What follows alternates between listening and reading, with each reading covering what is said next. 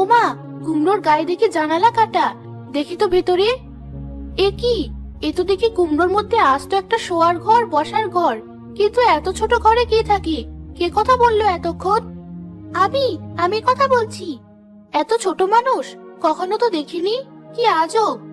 মানুষ নয়, আমি একটা পরী, সাথে আমার ছোট বাচ্চাও আছে। এই কুমড়োটাই আমাদের ঘর। দয়া করে আমাদের তাড়িয়ে দিও না। কিন্তু এই কুমড়োটা যে আমার লাগবে। আমার ছেলেটা অসুস্থ, ওর মুখে একটু খাবার তুলে দিতে হবে। কি হয়েছে তোমার ছেলের? তার বড় অরুচি খাবারে, শরীরটা দুর্বল। তুমি যদি আমায় না দাঁড়িয়ে দাও, আমি তোমার একটা অন্ন জোগাড়ের ব্যবস্থা করে দিতে পারি। কি ব্যবস্থা?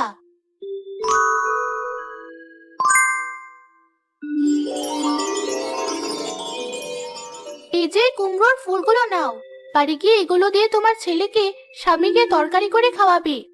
দেখবে ওরা সুস্থ হয়ে যাবে। আর এটা দিয়ে তুমি রোজ দিনে মজার মজার খাবার বানাতে পারবে। এখন থেকে রোজ তোমার মাঝে কুমড়া ফুল হবে। তুমি তুলে নিয়ে যেও। এটা বিভিন্ন রোগের ওষুধ হিসেবেও কাজে লাগবে। ঠিক আছে, আমি কুমড়োটা কাটবো না। তোমরা এখানে নিশ্চিন্তে থাকো। যাই, কুমড়ো ফুলটা দিয়ে বড়া বানানোর চেষ্টা করি। বাবুটার হয়তো খেলে ভালো লাগবে।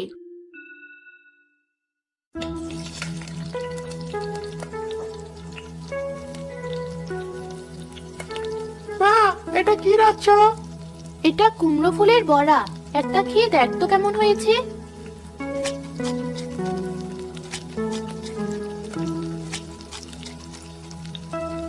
এটা তো বেশ মজা। আরো একটু দাও না মা। দাঁড়া, আমি ভেজিনি, তুই বস, আমি খেতে দিচ্ছি।